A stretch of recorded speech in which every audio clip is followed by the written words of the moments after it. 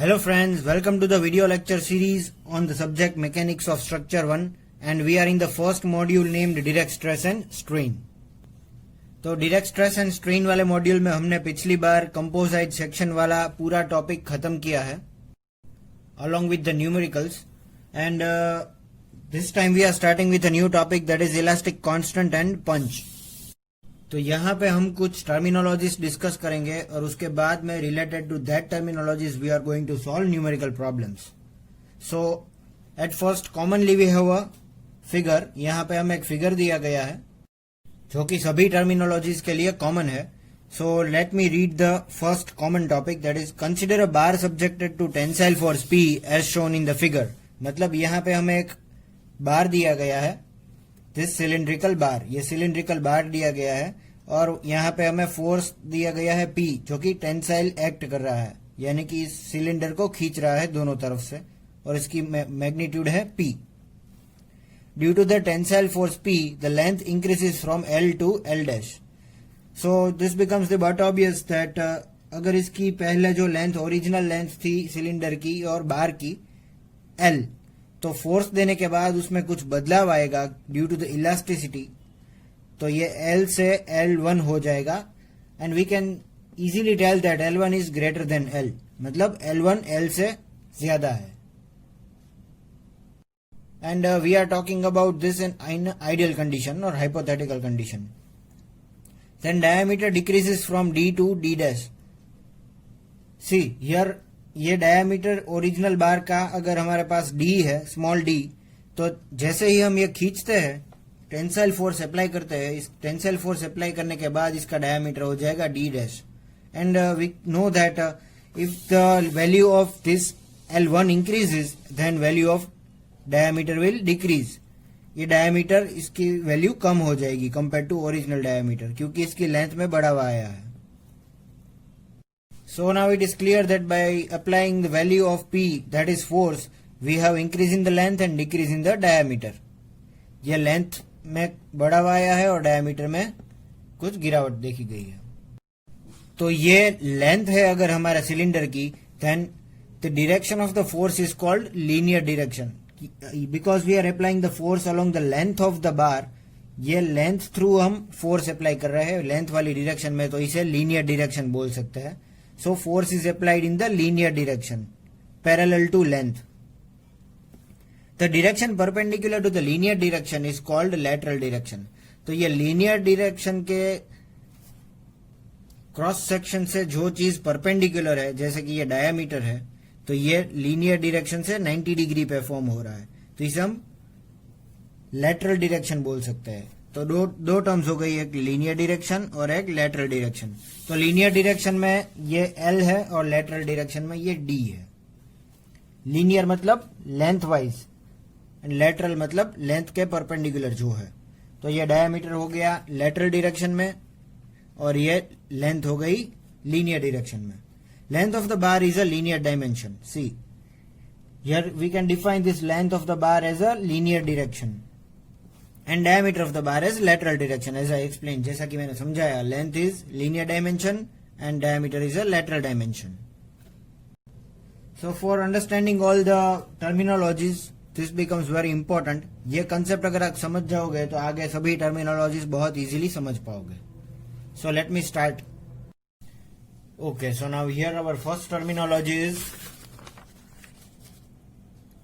linear strain. It is defined as the ratio of change in length to the original length of the member. मतलब ये एक ratio है जो कि change in length upon original length of any bar. तो suppose हम यही बार consider करते हैं, तो इसमें अगर हम लीनियरली देखें इसे, this change in length upon original length, तो इस बार में जितनी चेंज इन लेंथ ऑब्जर्व कर सकते हैं हम L1 माइनस L, वो ये हो गया हमारा डेल्टा L यानी कि चेंज इन लेंथ. तो delta L upon original L, that is change in length upon original length of the बार. किसी भी बार या फिर कोई भी मटेरियल की अगर हम बात करें तो ये फॉर्मूला एप्लीकेबल है, but it is only for linear. मतलब ये लेंथ वाइज अगर हम कैलकुलेट करें तो ये फॉर्मूला अप्लाइड है. Change in length upon original length, and it is symbolized by epsilon. तो ये स्ट्रेन का फॉर्मूला डायरेक्टली अप्लाई होता है यहाँ पे, change in length upon original length, because it is linear we are taking here length. Now we'll go towards lateral strain। तो इसका सबसे पहले तो एब्रीविएशन चेंज हो जाता है, एप्सिलॉन डैश, यहाँ पे एक डैश ऐड हो जाता है। तो for example if the cross section is circular, जैसे कि मैंने यहाँ पे दिखाया था, अगर सर्कुलर क्रॉस सेक्शन है तो change in diameter upon original diameter, ये हो गया लेटरल स्ट्रेन। तो जैसा कि मैंने बताया था, लेटरल डायरेक्शन क्या है, परपेंडिकुलर टू लीनियर डायरेक्शन, जहां पर थिकनेस या फिर डायमीटर हम कंसीडर करते हैं। तो change in diameter upon original diameter, ये हो गया हमारा लेटरल स्ट्रेन। और अगर ये यही क्रॉस सेक्शन अगर रेक्टेंगुलर है तो इसकी जो विड्थ है इसे हम बी बोलते हैं, B. Suppose we are considering it a B, and this height or we can say thickness we are abbreviating it with T.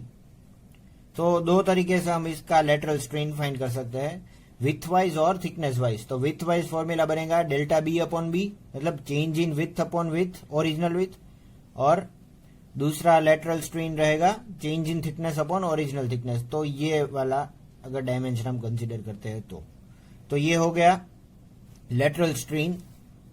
तो ये अगर लीनियरली हम कंसीडर करते हैं तो ये हो जाएगा लीनियर स्ट्रेन, जो कि लेंथ वाइज होगा। यहाँ पे एल दिखाया है और फोर्स पैरेलल टू एल है, but we are talking here about lateral strain and both the cross sections we have discussed, change in diameter upon original diameter in case of cross sectional circular, and change in width upon original width, and changing thickness upon original thickness in case of rectangular section।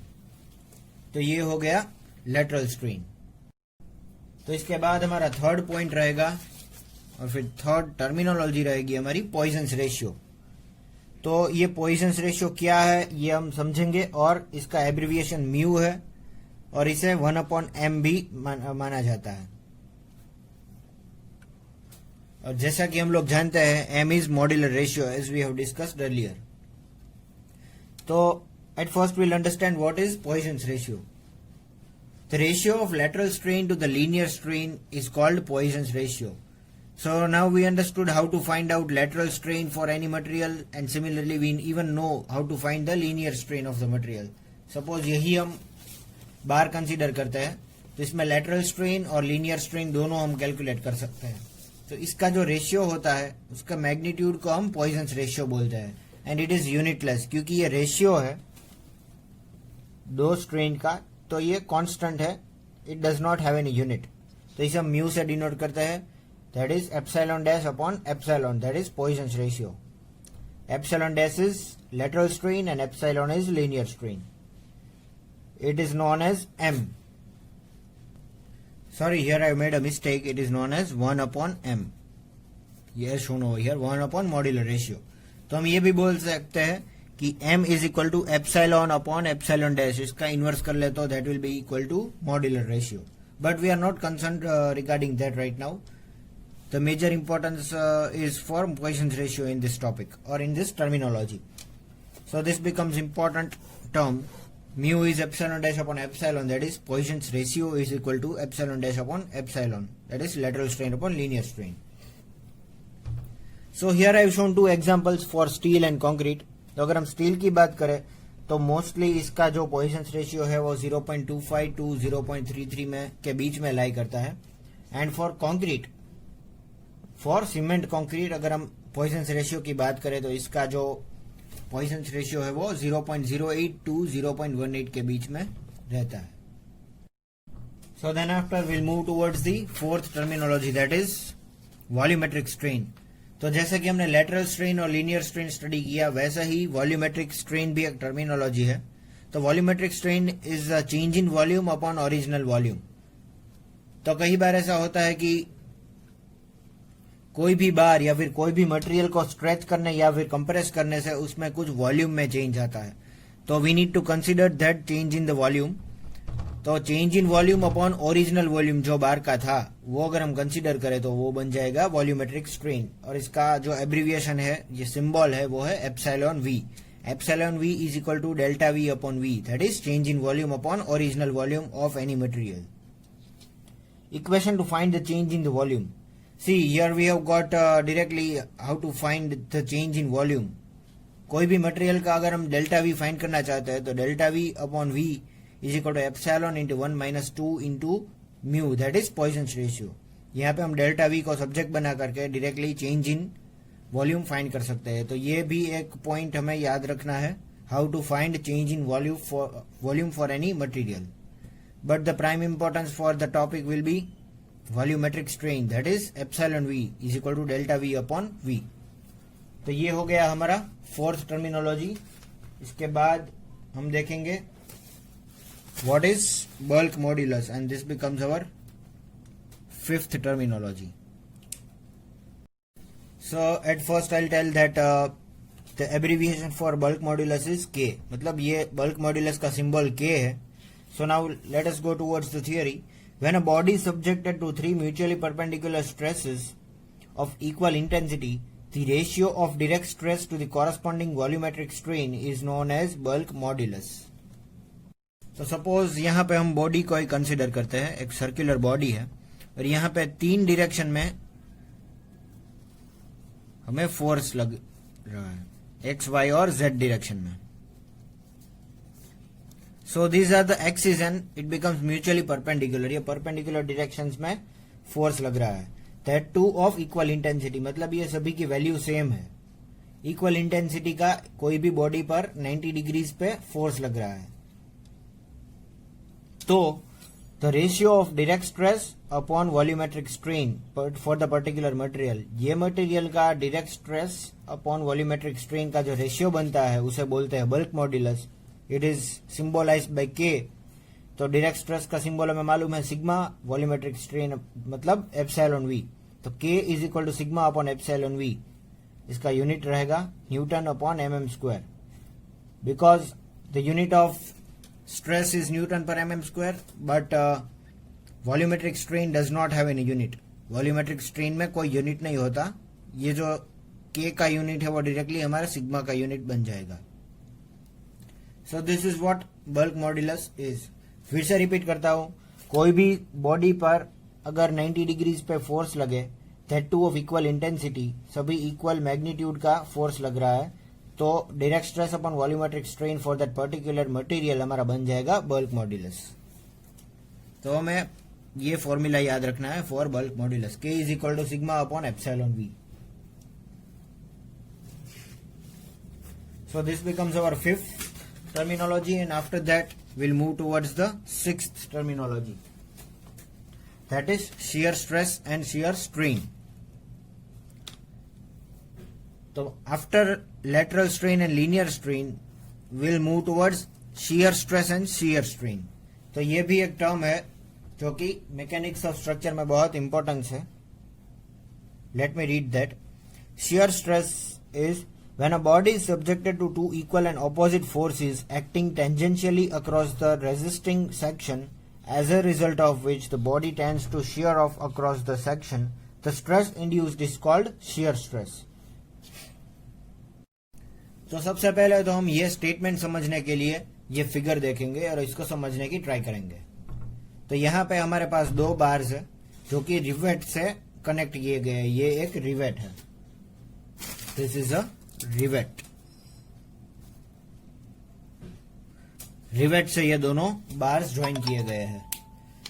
तो अगर हम tangentially force लगाते हैं, force is acting tangentially across the resisting section, मतलब ये एक force यहाँ पे और एक फोर्स यहाँ पे, तो ये इसे बोलते हैं tangential forces. And in opposite direction force लग रहा है, मतलब हम दोनों एजेस, दोनों पॉइंट्स खींच रहे हैं. तो यहाँ पे जो फोर्स बनेगा, as a result of which the body tends to shear off across the section, मतलब इससे क्या होगा कि ये जो रिवेट है उसमें एक कपल जनरेट होगा और ये shear फोर्स जनरेट करेगा. एक पॉइंट इधर जाने की ट्राई करेगा और दूसरा पॉइंट इधर जाने की ट्राई करेगा. इससे क्या होगा कि ये रिवेट shear ऑफ हो जाएगा, टूट जाएगा. ये जिस तरह से टूटता है उसे बोलता है shearing effect. As a result of which the body tends to shear off across the section, the stress induced is called shear stress. मतलब ये shear off जब होता है तब कुछ stress induce होता है और इस stress को हम बोलते हैं shear stress. तो याद रखिए, हमें सबसे पहले जो चीज याद यहाँ पे इंपॉर्टेंट है वो है tangential force in opposite direction, that to equal and opposite force and shearing off effect. तो ये सभी इंपॉर्टेंट टर्म्स है. तो अगर हम फोर्स अप्लाई करते हैं तो कुछ इस तरह से हमारा रिवेट है वो शेयर ऑफ हो जाएगा, टूट जाएगा.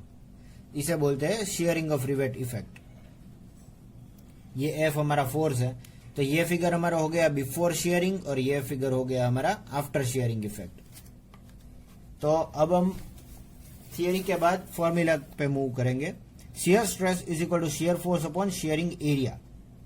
तो जितना फोर्स हमने F यहाँ पे अप्लाई किया है वो force divided by sharing area. मतलब अगर हम यहाँ पे कट करते हैं तो कुछ इस तरह से हमें यहाँ पे शेयरिंग इफेक्ट दिखाई देती है. तो ये जो क्रॉस सेक्शनल एरिया बनता है रिवेट का, जो शेयर ऑफ हुआ है, टूट गया है, वो एरिया अगर हम कंसीडर करते हैं वो यहाँ पे आ जाएगा. Shear force upon shearing area. Area ये रिवेट का हो गया. तो ये हो गया हमारा फॉर्मूला शेयर स्ट्रेस का.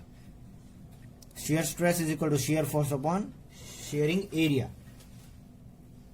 तो सबसे पहले मैं ये बताना भूल गया कि शेयर स्ट्रेस का एब्रिविएशन टाउ है. यहाँ पे शेयर स्ट्रेस का एब्रिविएशन टाउ है.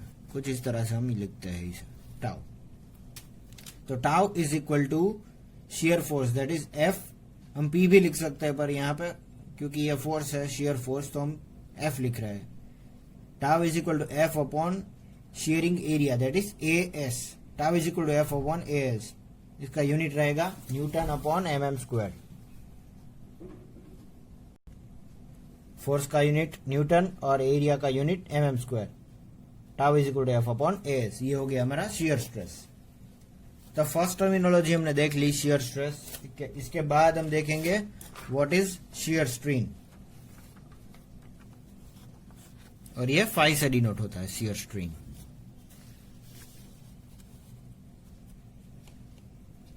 तो this is the sixth terminology and this is second in the sixth terminology. तो इसको अगर हम ए बोलते हैं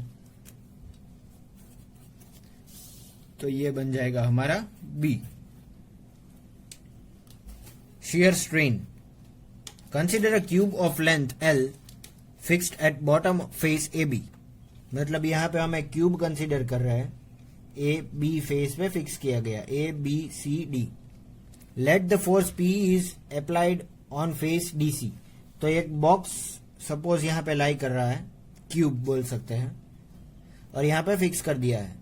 और ये जो डीसी वाला फेज है इसके ऊपर हम फोर्स अप्लाई कर रहे हैं इस डायरेक्शन में पी. ये अभी डी डैश सी डैश हमें कंसीडर नहीं करना है, सिर्फ A B C D box ही देखना है. Let force P is applied to the face D C tangentially to the face A B. तो अगर हम टेंजेंशियली यहाँ पे फोर्स अप्लाई करते हैं तो ये फिर से कपल जनरेट करेगा और शेयरिंग इफेक्ट जनरेट करेगा. As a result the cube will be deformed from A B C D to A B C one D one. तो ए बी सी डी है, उसमें से A B C one D one ये हमारा box बन जाएगा, deform हो जाएगा, इसका शेप चेंज हो जाएगा. तो ये इफेक्ट समझने से हम डायरेक्टली ये शेयर स्ट्रेन समझ पाएंगे. इसके ऊपर अगर हम ये फॉर्मूला अप्लाई करें, shear strain is equal to deformation upon original length. तो इसकी original length suppose A B है या फिर ए डी कंसिडर करते हैं, चलो that is A D original length, और डिफॉर्मेशन हो गया हमारा सी वन या फिर डी वन, कोई भी कंसिडर कर सकते हैं. तो C one upon L. Shear strain is equal to deformation upon original length. तो दोनों कंपोनेंट हम कंपेयर कर रहे हैं, एक तो ये चेंज इन लेंथ वाला और ये ओरिजिनल लेंथ एडी का.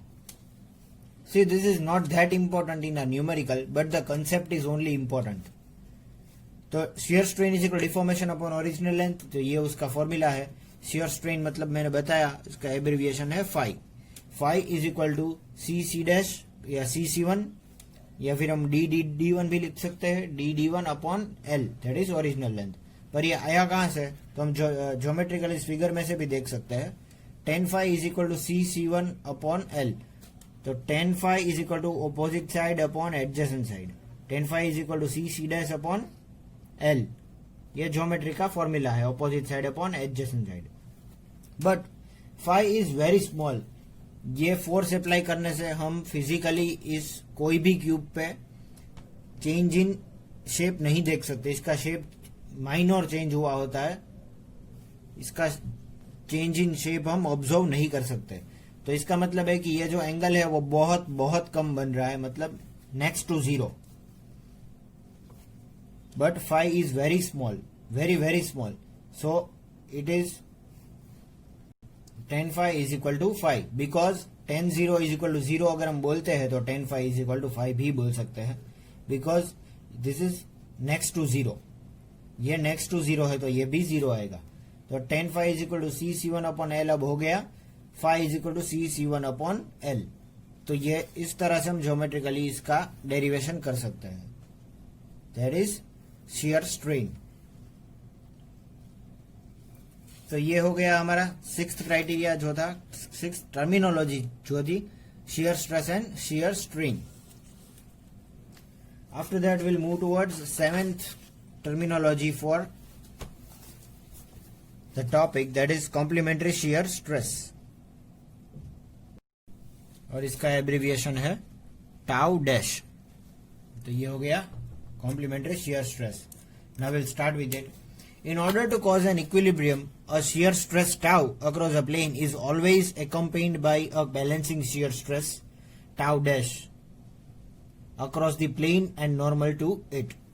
मतलब कोई भी बॉडी में इक्विलिब्रियम क्रिएट करने के लिए अगर shear stress प्रोड्यूस हो रहा है टाउ इन ऑपोजिट डायरेक्शन, अगर shear stress प्रोड्यूस हो रहा है इक्वल एंड ऑपोजिट, तो उस बॉडी को बैलेंस करने के लिए एक बैलेंसिंग शियर स्ट्रेस जिसे बोलते हैं टाउ डैश, वो भी जनरेट होगा। That would be also equal and opposite and also a couple. इसे बोलते हैं complementary shear stress. This balancing shear stress is called complementary shear stress. तो ये बहुत आसान तरीके से ये फिगर में से आप समझ जाओगे। फिर से एक बार रिपीट करता हूं, कोई भी बॉडी में इक्विलिब्रियम जनरेट करने के लिए अगर कोई शियर स्ट्रेस प्रोड्यूस हो रहा है तो उसको इक्विलिब्रियम कंडीशन में रखने के लिए उसकी ऑपोजिट डायरेक्शन में कॉम्प्लीमेंट्री शियर स्ट्रेस जनरेट होता है, tau dash. So basically this complementary shear stress tau dash is a balancing effect. Balancing to what? Balancing to shear stress tau. Tau को balance करने के लिए टाउ डैश आता है। Consider a block ABCD, shear stress tau is acting on face AD and CB। तो ये वही चीज जो मैंने समझाई लिखी है, AD और CB, यानी कि ये टाउ जो जनरेट हो रहा है equal and opposite, P is equal to tau into AD। मतलब AD फेस पे टोटल कितना फोर्स प्रोड्यूस हो रहा है, टाउ इंटू AD। ये टाउ है वो पूरी लेंथ पे एक्ट कर रहा है, इसीलिए tau that is shear stress into AD, tau into AD. ये हो गया हमारा force, that is tau into CB. तो एडी और सीबी की लेंथ सेम है तो हम ये बोल सकते हैं टाउ इंटू एबी या फिर tau into CB, but directions are opposite. This force will form a couple. तो ये टाउ ऑपोजिट डायरेक्शन में है, तो जो फोर्स प्रोड्यूस ये फेस पे हो रहा है वो इस डायरेक्शन में है और ये फेस पे हो रहा है वो इस डायरेक्शन में है, तो ये कपल प्रोड्यूस करेगा। The moment of this couple will be, मतलब कोई भी कपल की मोमेंट अगर हम फाइंड करना चाहते हैं तो एक ये है, दूसरा ये है, तभी ये कपल फॉर्म करेगा। दोनों अलग अलग डायरेक्शन में है, आपने अप्लाइड मैकेनिक्स में ऑलरेडी सीख लिया है। तो इसकी अगर हम मोमेंट फाइंड करना चाहते हैं तो सबसे पहले तो इसका मैग्नीट्यूड, सपोज ये 5 किलो न्यूटन है, 5 किलो न्यूटन, तो फोर्स इंटू डिस्टेंस, तो 5 इंटू, अगर इसका डिस्टेंस हम 2 मीटर लेते हैं, 5 into 2 that is 10 newton metre. ये हो गया हमारा मोमेंट, इस कपल की मोमेंट हमने फाइंड कर ली, that is force into distance. Similarly हम यहां पे भी कपल की मोमेंट फाइंड कर सकेंगे, टाउ इंटू ए बी या फिर डीसी, दोनों में से कोई भी ले सकते हैं इन दोनों के बीच का डिस्टेंस। तो सबसे पहले तो हम ये कंसीडर करते हैं टाउ इंटू एडी, ये पूरे फेज पे लग रहा है, तो P is equal to tau into AD, तो ये हो गया हमारा force, tau into AD force, और इसका डिस्टेंस रहेगा ए बी, ये डिस्टेंस है, tau into AD into A B, this is our moment. तो ये हमारा हो गया equation number 1। Then after in the similar way, if the block is in equilibrium, the resisting couple with shear stress tau dash on phase AB and CD will be set up। मतलब जैसा मैंने बताया ये tau dash automatically generate हो जाएगा balance करने के लिए, जिसे बोलते हैं complementary shear stress। Therefore, force acting on phase AB and CD, मतलब AB और CD जो है उसके ऊपर पूरा फोर्स एक्ट कर रहा है, तो DC इंटू टाउ डैश भी लिख सकते हैं और AB इंटू टाउ डैश भी लिख सकते हैं। तो वही चीज है, P is equal to tau dash into A B or tau dash into C D, दोनों में से कोई भी लिख सकता है। Similarly as we did in the shear stress, this forces will also form a couple, ये भी एक कपल क्रिएट करेगा क्योंकि ये ऑपोजिट डायरेक्शन में है। तो अगर ये कपल है तो इसके बीच की जो मोमेंट है वो भी हम कैलकुलेट कर सकेंगे। ये M1 तो कैलकुलेट कर लिया, ये दोनों का अब M2 रहेगा इसका। तो tau dash into A B, tau dash into A B, ये पूरे फेज की जो है वो मैग्नीट्यूड हमने कंसिडर कर लिया, और डिस्टेंस ये दोनों के बीच का है वो रहेगा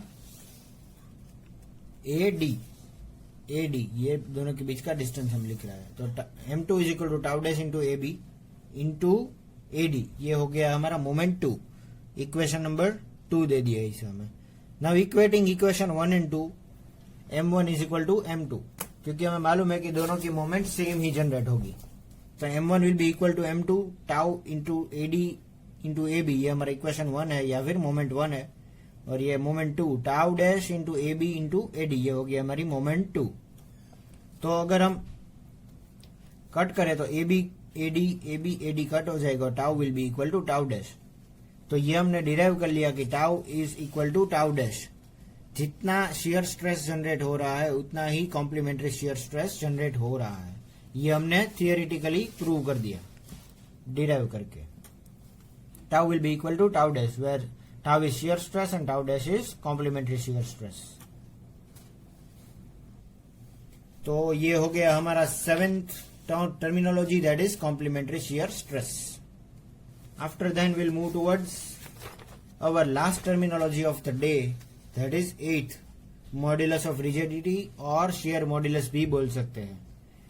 तो ये modulus of rigidity और shear modulus का एब्रीविएशन G, N और C कोई भी हम लिख सकते हैं, मतलब इसके 3 सिंबल्स है, G, N या फिर C। So moving towards the formula, modulus of rigidity is equal to shear stress upon shear strain। तो ये बहुत आसान है, rigidity modulus क्या है या फिर shear modulus क्या है कि shear stress upon shear strain। तो कोई भी मटेरियल का हम जानते हैं shear stress क्या है और shear strain क्या है, तो इसका जो रेशियो बनता है उसे बोलते हैं modulus of rigidity। बेसिकली ये हो जाएगा stress upon strain, G, N और C, that is equal to tau upon phi। shear stress is tau and shear strain is phi, जो हमने पिछले टर्मिनोलॉजीज में देखा। G, N और C is equal to tau upon phi, ये हो गया हमारा मॉड्यूलस ऑफ रिजिडिटी। तो यहाँ पर जो है वो टर्मिनोलॉजीज खत्म होती है, पर इसके साथ साथ हमें और 3 फॉर्मूलाज भी याद रखने हैं फॉर न्यूमेरिकल बेस पर्पस। ये इतना इंपॉर्टेंट नहीं है, but we still need to remember this, याद रखना है at least. Relation between E and K, E और K का रिलेशन इसमें से हमें डिफाइन करना है, K is equal to M into E upon 3 into M minus 2, ये हो गया रिलेशन एक M और E और K का। तो K is equal to M E upon 3 M minus 2। Then relation between E and G क्या रहेगा, G is equal to M into E upon 2 into M plus 1। हम जानते हैं M modular ratio is modulus of elasticity, G is modulus of rigidity and so on. And relation between E, G and K here total is E is equal to 9 GK upon G plus 3 into K। तो K क्या है, bulk modulus, जो हमने पिछले terminologies में देखा। So we need to remember this 1, 2 and 3 formulas for numerical base purpose। तो दोस्तों आज के लिए सिर्फ इतना ही। Wait for my next videos।